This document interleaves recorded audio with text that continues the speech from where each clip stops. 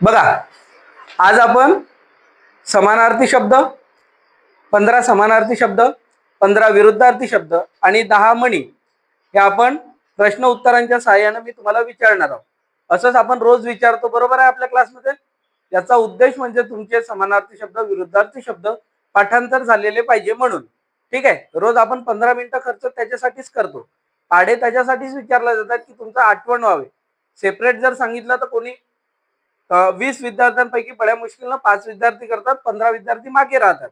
पण आपल्याला त्या 15 विद्यार्थ्यांना पण सोबत घेऊन जायचं आहे, म्हणून त्या कारणासाठी आपण रोज प्रश्न उत्तराचा एक छोटासा सेशन घेतो. ठीक आहे, तर आज आपण पहिल्यांदा व्हिडिओ बनवत आहोत समानार्थी शब्दांवर, पण जेणेकरून तुम्ही पाहिल्यानंतर तुम्हाला जेव्हा दुसरं युट्यूबवर टाकलं जाते तेव्हा तुम्ही पाहून एकदा तुम्हाला ओव्हरलुकिंग होऊन जाईल. ठीक आहे, तर सांगा आता, चला आपण आपल्या शब्दांकडे वळू. ठीक आहे, तर बघा, सर्वात आधी सांगा जबर, जरब.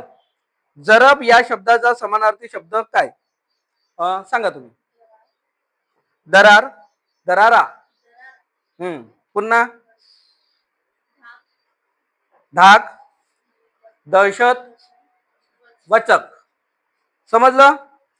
जरब या शब्दाचा समानार्थी शब्द आहे दरारा, दहशत, वचक आणि धाक. समजलं? त्याच्यानंतर तुम्ही सांगा झाड या शब्दाचा समानार्थी शब्द कोणता?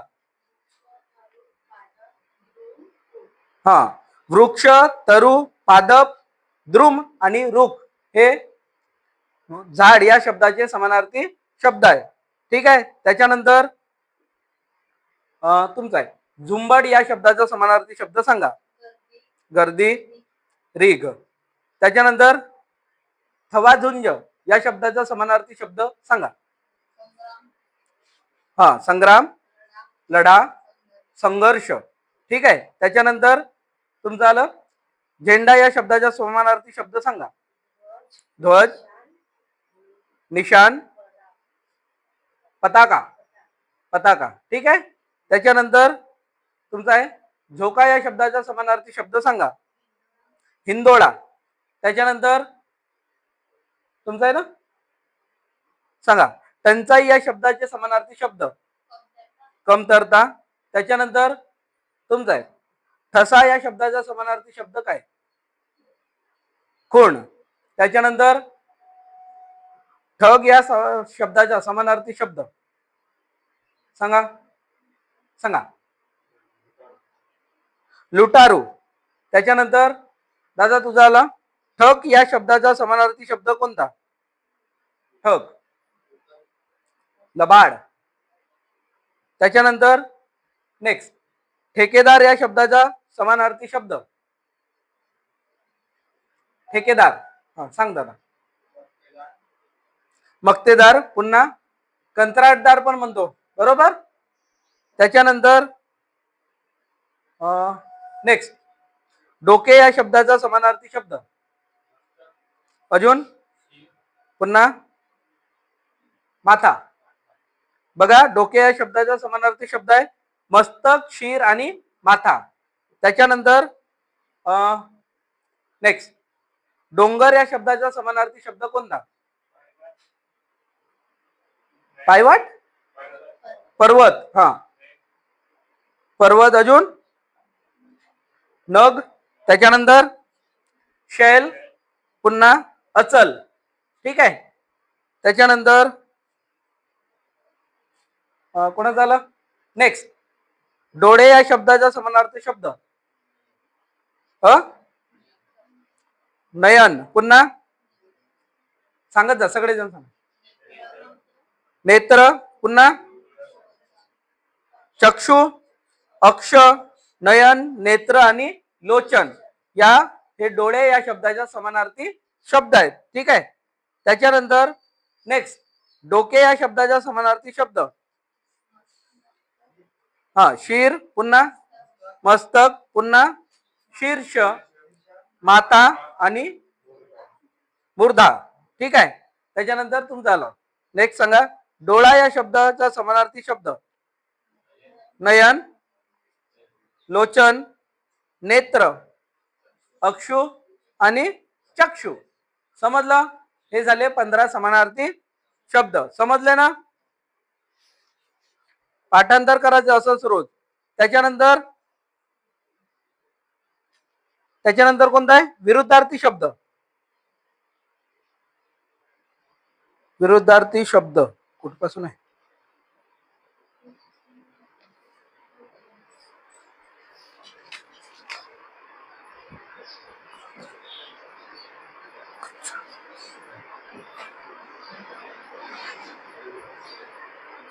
हा बघा, आता आपण समानार्थी शब्द घेतले, आता आपण विरुद्धार्थी शब्द घेणार आहोत. ठीक आहे, तर मागच्या बाजूने सांगा आता. कृत्रिम या शब्दाचा विरुद्धार्थी शब्द कोणता? नैसर्गिक, स्वाभाविक. नैसर्गिक किंवा स्वाभाविक. त्याच्यानंतर कच्चा या शब्दाचा समानार्थी शब्द विरुद्धार्थी शब्द पक्का. त्याच्यानंतर नेक्स्ट कल्याण या शब्दाचा विरुद्धार्थी शब्द अकल्याण. त्याच्यानंतर कर्णमधुर या शब्दाचा विरुद्धार्थी शब्द कर्णकटू. ठीक आहे. त्याच्यानंतर नेक्स्ट तुम्ही कळस या शब्दाचा विरुद्धार्थी शब्द पाया. त्याच्यानंतर कायदा या शब्दाचा विरुद्धार्थी शब्द बेकायदा. त्याच्यानंतर किमान या शब्दाचा समानार्थी शब्द विरुद्धार्थी शब्द किमानच्या विरुद्ध कमाल. ठीक आहे. त्याच्यानंतर नेक्स्ट तुम्ही सांगा. कोवळा या शब्दाचा समानार्थी विरुद्धार्थी शब्द जुनं किंवा निबर. त्याच्यानंतर कुशल या शब्दाचा विरुद्धार्थी शब्द सांगा अकुशल. त्याच्यानंतर कबूल या शब्दाचा विरुद्धार्थी शब्द ना कबूल. त्याच्यानंतर तुमचं झालं ना. कडू या शब्दाचा विरुद्धार्थी शब्द गोड. त्याच्यानंतर तुम्ही सांगा कडक या शब्दाचा विरुद्धार्थी शब्द काय आहे? नरम. त्याच्यानंतर तुमचं आलं कृष्ण या शब्दाचा विरुद्धार्थी शब्द धवल. त्याच्यानंतर कठीण या शब्दाचा विरुद्धार्थी शब्द कठीण. हा कोमल आणि मऊ. ठीक आहे. त्याच्यानंतर कठोर या शब्दाचा विरुद्धार्थी शब्द कोमल किंवा मृदू. त्याच्यानंतर पुन्हा एकदा सांगा कोवळा या शब्दाचा विरुद्धार्थी शब्द निबर किंवा जुनं. ठीक आहे. त्याच्यानंतर कच्चा या शब्दाचा विरुद्धार्थी शब्द पक्का. झाले 15 विरुद्धार्थी शब्द झाले. त्याच्यानंतर बघणार आहोत आपण मणी. ठीक आहे. त्याच्यानंतर आपण 10 मणी बघणार आहोत. तर बघा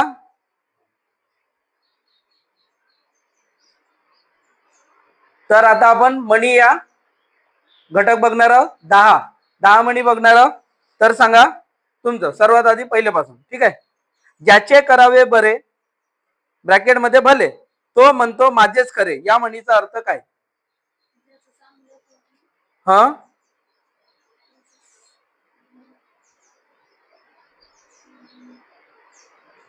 सांगा. हा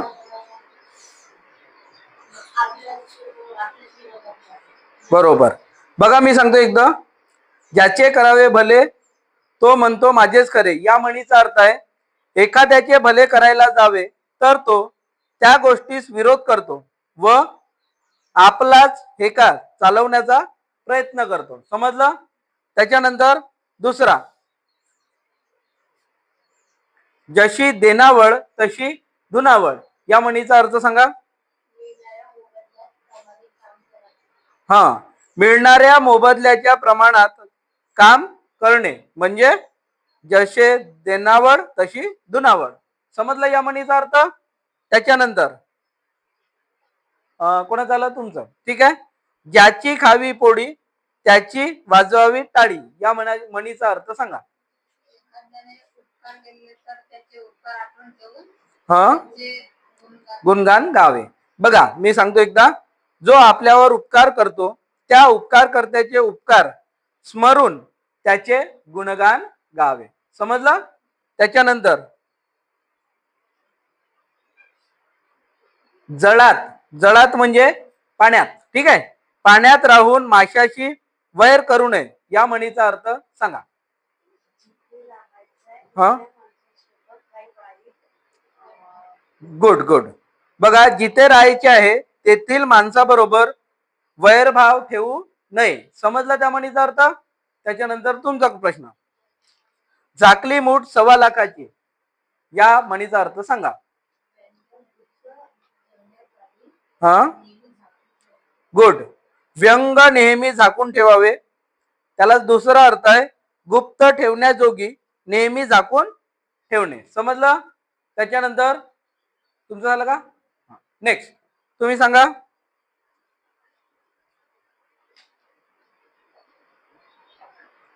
टाकीचे घाव सोसल्या वाचून दगडाला देव पण येत नाही, या म्हणीचे अर्थ सांगा. हा, बरोबर. कष्ट सोसल्याशिवाय मोठेपणा प्राप्त होत नाही. समजलं? त्याच्यानंतर बघा, तुम्ही सांगा. ठीक आहे. डोळ्यात केर आणि नाकात फुंकर, या म्हणीचा अर्थ. गुड. रोग एका जागी तर उपचार दुसरीकडेच करणे म्हणजे या म्हणीचा अर्थ होईल. समजलं? त्याच्यानंतर तुमचा आहे. ढवळ्या शेजारी पवड्या बांधला, वान नाही पण गुण लागला, या म्हणीचा अर्थ सांगा. हा, वाईट गुण मात्र लवकरच लागतात, म्हणजेच वाईट माणसाच्या संगतीने चांगला मनुष्यही बिघडतो. समजलं या म्हणीचा अर्थ? त्याच्यानंतर तुमचा आला. तोंड दाबून बुक्क्यांचा मार, या म्हणीचा अर्थ सांगा.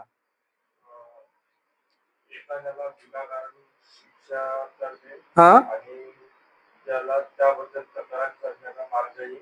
मोकळा न ठेवणे. गुड. एखाद्याला विनाकारण शिक्षा करणे आणि त्याला त्याबद्दल तक्रार करण्याचा मार्गही मोकळा न ठेवणे म्हणजे तोंड दाबून बुक्क्यांचा मार. समजला या म्हणीचा अर्थ? त्याच्यानंतर तुमचा आला. ताकापुरती आजीबाई, या म्हणीचा अर्थ सांगा. ताकापुरती आजीबाई, या म्हणीचा अर्थ.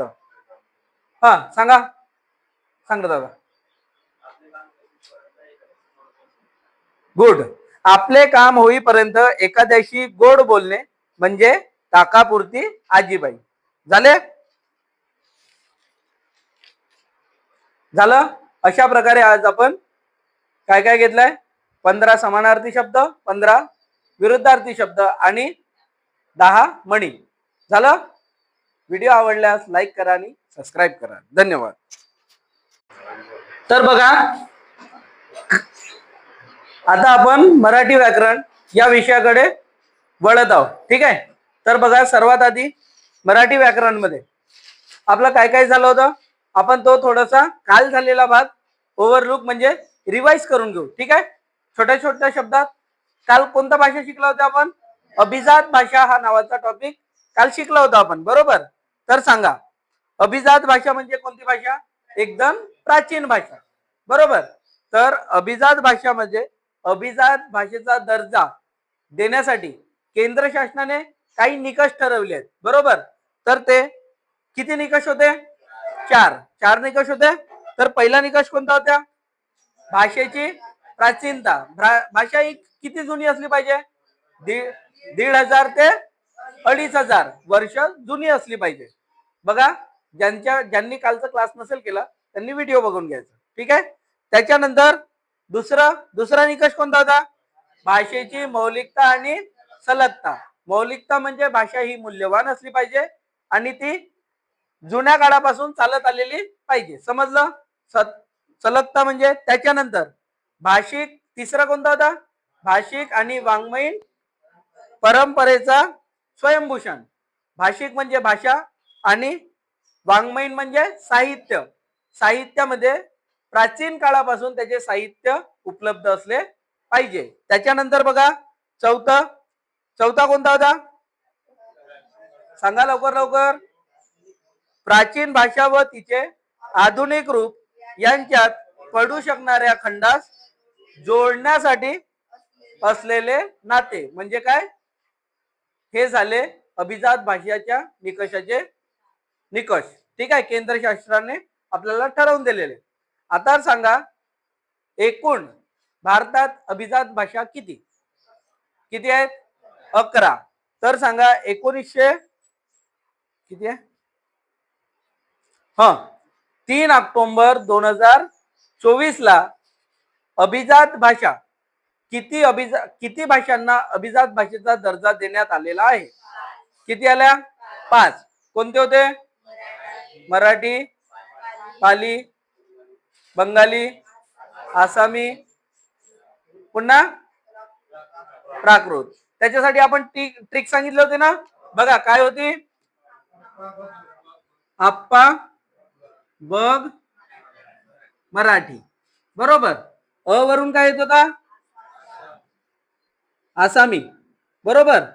प वरून पाली, दुसऱ्या प वरून प्राकृत, त्याच्यानंतर ब वरून बंगाली आणि आपला मराठीचा मराठी. या भाषांना अभिजात भाषेचा दर्जा केव्हा देण्यात आला? 3 ऑक्टोबर 2024 ला. ठीक आहे. आता 3 ऑक्टोबर 2024 च्या आधी किती भाषांना दर्जा होता? 6. कोणत्या होत्या? तमिळ, तेलुगू, संस्कृत, कन्नड, मल्याळम आणि उडिया. उडिया होता ना. अशा 6 भाषा होत्या. त्याच्यासाठी पण मी ट्रिक सांगितलं होतं. कोणती होती ट्रिक?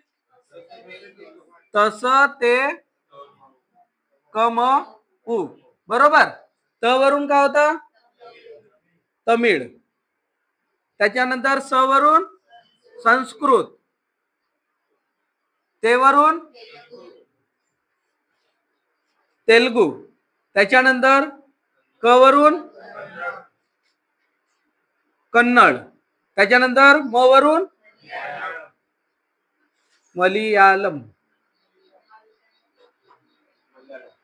ठीक आहे. त्याच्यानंतर उ वरून उडिया.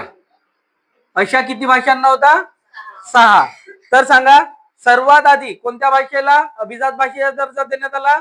तमिळ. कधी देण्यात आला होता? तमिळला कधी भेटला? 2004.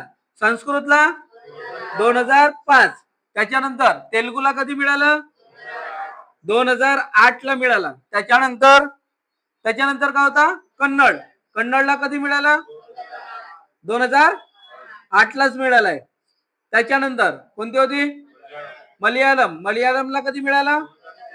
2013. त्याच्यानंतर उडियाला 2014. अशा प्रकारे किती भाषांना मिळालं होतं? 6 भाषा होत्या. त्यानंतर 3 ऑक्टोबर 2024 ला किती भाषांना मिळाला? 5 मिळालं. आता बघा त्यामध्ये आपली मराठी सुद्धा आहे. मग मराठीला कधी अभिजात भाषेचा दर्जा मिळाला? 3 ऑक्टोबर 2024 ला मिळाला. त्याच्यानंतर बघा आता मराठी भाषेला अभिजात भाषेचा दर्जा मिळावा म्हणून एक समिती स्थापन करण्यात आली होती. त्या समितीचं नाव काय होतं? रंगनाथ पठारे समिती. इथं लिहून घेऊ आपण, रंगनाथ पठारे समिती. या समितीला दुसरं नाव कोणतं आहे? अभिजात भाषा समिती. होतं ना? होतं की नाही? कृपया बुक वगैरे बंद करा, कारण की आता ते वाचून यायचा वेळ तो होता. आता वाचायचं नाही, आता फक्त रिवाइज होत आहे. ठीक आहे. म्हणजे बुक समोर असलं तर तुमचं मन म्हणजे कसं मन त्या बुकात राहते. आपण बुकातून पाहून सांगत आहोत, बरोबर. आपल्या तुमच्या माइंडचा होत आहे का? नाही. त्यामुळे बुक बंद ठेवत जा. बुक बंद करा. इंग्रजीत सांगितलं नाही, दुसरा पेज चालू राहिला तरी पण ठीक आहे. समजलं एवढं? त्याच्यानंतर बघा रंगनाथ पठारे समिती स्थापन झाली होती. तर ही रंगनाथ पठारे समिती केव्हा स्थापन करण्यात आली? 10 जानेवारी 2012 ला, बरोबर. स्थापना कधी झाली? 10 जानेवारी 2012 ला स्थापना झाली ना. त्याच्यानंतर या समितीनं आपला अहवाल कधी सादर केला होता सांगा? 31 मे 2013 ले. 1 वर्षानंतर स्थापन केलं होतं ना. 31 मे 2013 ला 31 मे 2013 ला रंगनाथ पठारे समितीनं आपला अहवाल सादर केला होता. त्याच्यानंतर या समितीमध्ये पुन्हा एक पद होता, जसं रंगनाथ पठारे हे या समितीचे अध्यक्ष होते, बरोबर. तर त्याच पद्धतीनं एक समन्वयक होते. त्या समन्वयकांचं नाव काय? प्राध्यापक हरी नरके. प्राध्यापक हरी नरके होतं. त्यानंतर काय झालं होतं? त्या समितीमध्ये एकूण किती सदस्य होते? 9 सदस्य होते. त्या 9 सदस्यांपैकी एकमेव स्त्री सदस्य होत्या. त्यांचं नाव काय होतं? मैत्रीय देशपांडे होत्या. त्यानंतर रंगनाथ पठारे समिती स्थापन झाली. त्यानंतर जेव्हा काही कालांतरानं महाराष्ट्र सरकारने अभिजात भाषा, मराठीला अभिजात भाषाचा दर्जा मिळावा म्हणून त्याचा पाठपुरावा करण्यासाठी एक समिती स्थापन केली होती. केव्हा स्थापन केली होती? फेब्रुवारी 2024 मध्ये केली होती. त्या समितीचं नाव काय होतं? ज्ञानेश्वर मुळे समिती, बरोबर. त्या समिती कोणती समिती होती? श्री ज्ञानेश्वर मुळे समिती. समजलं? आपला इथपर्यंत झालेला होता. ठीक आहे. तर आज बघू आपण भारतीय भाषा कुटुंब समूह. त्याच्या समोरील भाग बघा.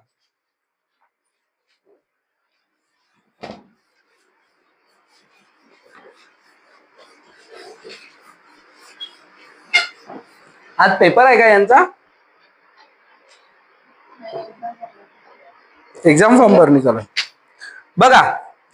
तर आपण शिकणार आहोत आज भारतीय भाषा कुटुंब समूह. भारतीय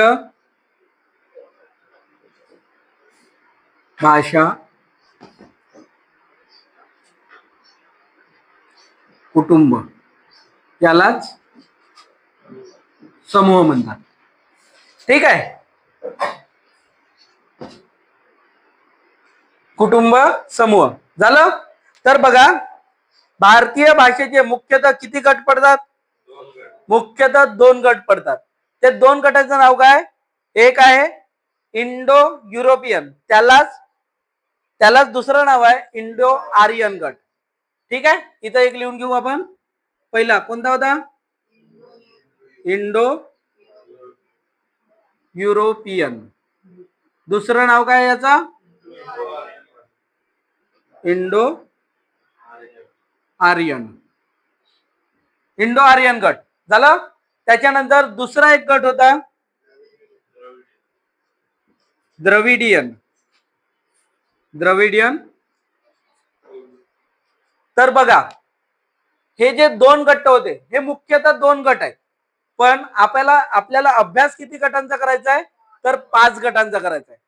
जेव्हा अभ्यासकांनी अभ्यास करते वेळेस त्यावेळेस त्यांनी जेव्हा त्यांच्या अभ्यासात लक्षात आले या 2 गटा व्यतिरिक्त पुन्हा 3 गट नवीन येत आहेत, तर त्या आपण या टॉपिक मध्ये पूर्ण 5ही गटांचा अभ्यास करणार आहोत. जर पेपरला कधी क्वेश्चन आलं तर तुम्हाला किती गट सांगायचे आहेत? फक्त 2. पण आपण अभ्यासाच्या दृष्टिकोनाने किंवा आपल्याला माहिती असावे म्हणून आपण पूर्ण 5 गट शिकवणार आहोत. ठीक आहे. तर बघा, इंडो युरोपियन गट किंवा इंडो आर्यन गट हा किती टक्के आहे? 24 नाही, 74% आहे. किती टक्के आहे? 74%. आणि द्रविडियन गट किती टक्के आहे? 24%. बरोबर. त्याच्यानंतर तिसरा गट कोणता येत होता? ऍस्ट्रो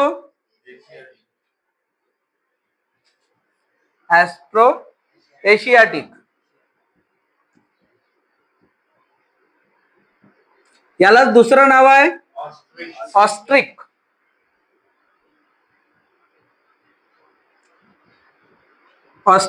झालं. त्याच्यानंतर बघा, चौथा गट कोणता होता? चीनी तिबेटी गट. चीनी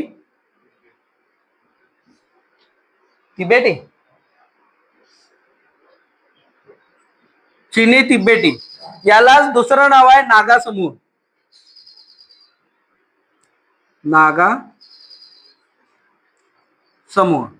त्याच्यानंतर 5वा गट आहे. 5वा गट कोणता आहे?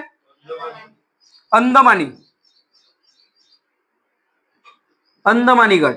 हा नव्याने शोधण्यात आलेला आहे. कोणता? अंदमानी गट. ठीक आहे. तर बघा सर्वात आधी आपण बघणार आहोत इंडो युरोपियन. तर बघा इकडे करू. आता भारताच्या नकाशा काढता नाही येत.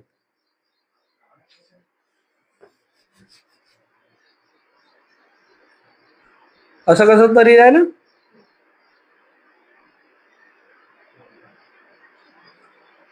ठीक आहे. फिलहाल आकृती खराब आहे म्हणून. ठीक आहे. असं जाईल ना. समजून घ्या भारत आहे. ठीक आहे. तर बघा हे या जो भागात राहतात, हा जो भाग आहे हा उत्तरेकडील भाग, हा वरचा भाग समजा. उत्तरेकडील भाग हा कोणता भाग आहे? Indo European. या भागामध्ये जवळपास सर्वात जास्त बोलीभाषा बोलल्या जातात. समजलं? याच्यामध्ये किती टक्के भाषा बोलल्या जातात? 74% इंडो युरोपियन भाषा बोलल्या जातात. ठीक आहे. त्याच्यानंतर हा जो खालचा भाग दिसत आहे, खालचा भाग आहे ना साऊथ साइड, याला म्हणतात द्रविडियन गट. कोणता? द्रविडियन गट.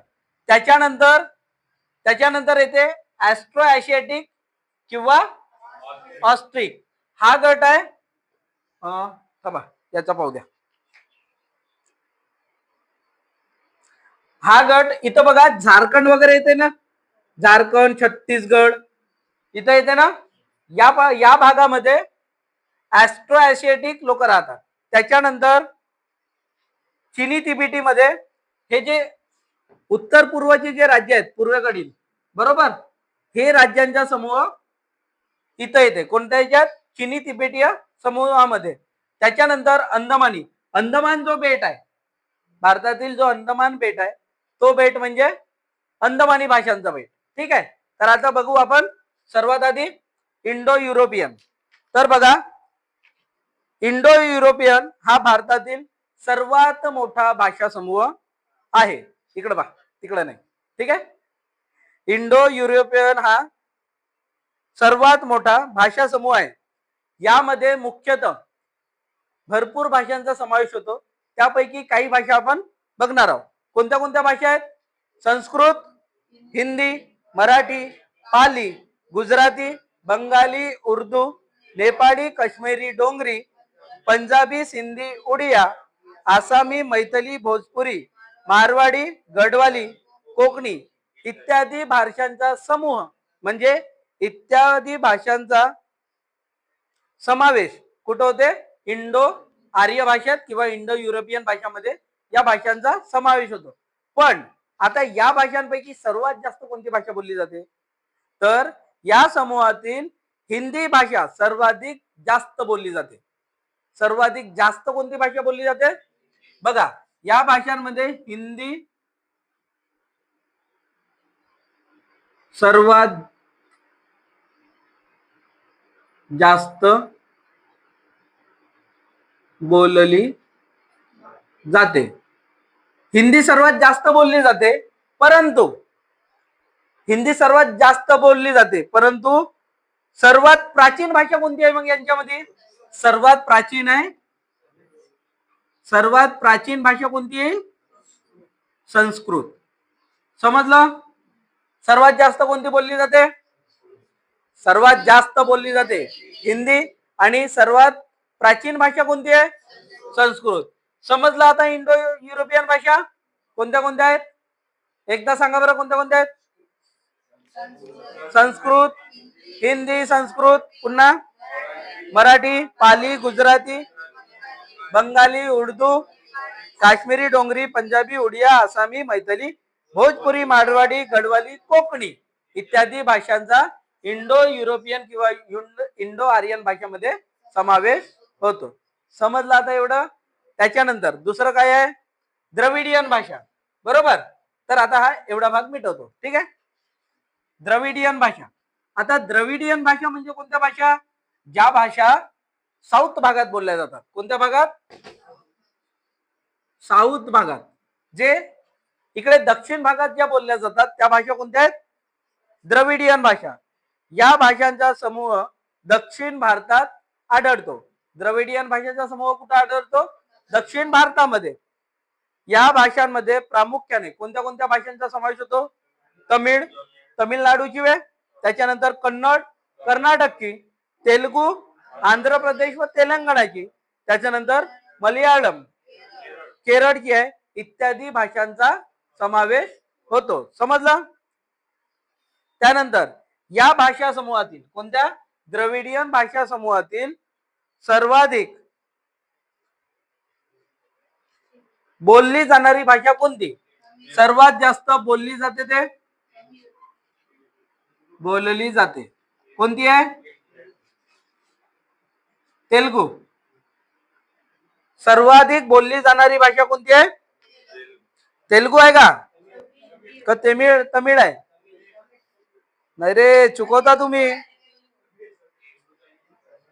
सर्वाधिक बोलली जाणारी भाषा आहे तेलुगू आणि सर्वात प्राचीन भाषा यांच्यापैकी प्राचीन आहे तमिळ. वाचून येत जा, वाचून आल्याशिवाय समजेल नाही. समजत आहे ना? आता समजत आहे तर सांगा, सर्वात जुनी भाषा कोणती? तमिळ. तमिळ सर्वात जुनी आणि सर्वाधिक कोणती बोलली जाते?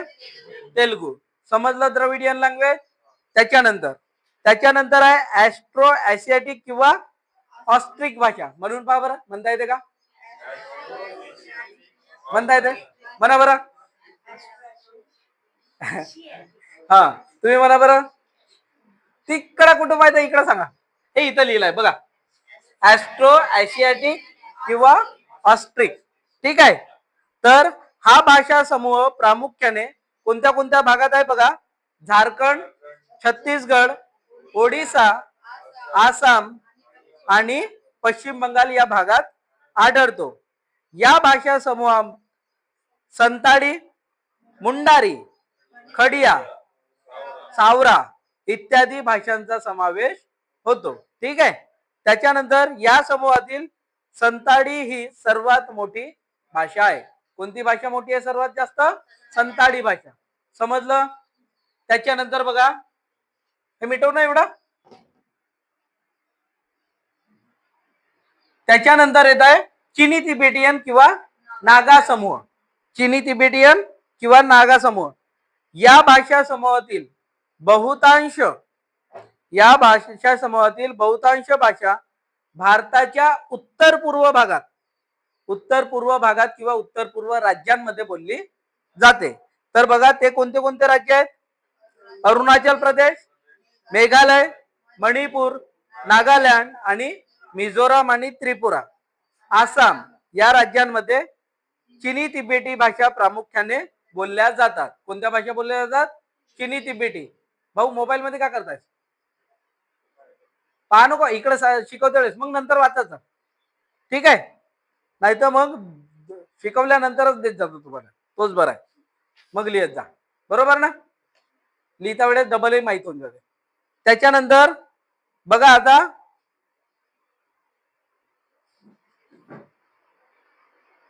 या भागामध्ये कोणत्या कोणत्या भाषा बोलल्या जातात?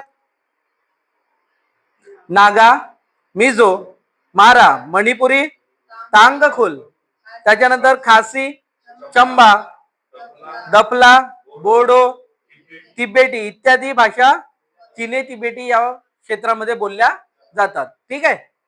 हे त्यांचं तेवढं काही इम्पॉर्टंट नाही, पण आपल्याला माहिती असो म्हणून हे सांगण्यात येत आहे. ठीक आहे. त्याच्यानंतर कोणती भाषा आहे? अंदमानी भाषा. आता बघा, सर्वात आधी हे सर्वात नवीन शोध लागलाय अंदमानी भाषेचा. तर या भाषेचा शोध किंवा या गटाचा शोध कोणी लावलाय? अन्विता अंबी. भारतीय आहेत. कोण आहेत? अन्विता अंबी यांनी या भाषेचा शोध लावलाय.